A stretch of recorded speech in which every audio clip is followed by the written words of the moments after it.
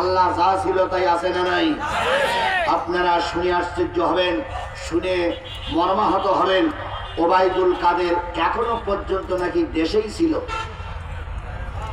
আমরা সেনাবাহিনী বর্তমান সরকারের কাছে জানতে চাই, ওবায়দুল কাদের দেশে থাকলে এতদিন তাকে গ্রেফতার করা হলো না কেন? গতকাল নাকি তিনি ভারতে পালাই চলে গেছেন, এতদিন তিনি দেশেই ছিলেন। তারপরে শুনলাম 3 দিন নাকি কাদের সঙ্গে মিটিং করেছেন তিনি।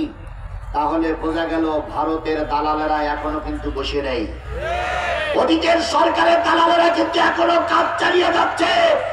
আবার বাংলাদেশের মুসলমান আজকের এই মাহফিল থেকে শপথ নিতে হবে, যদি আবার রক্ত দিতে হয়, যদি আবার কাপড়ের কাপড় মাথায় বেঁধে রাস্তায় নামতে হয়, জীবনের সর্বোচ্চ দিয়ে রাস্তায় নামবো।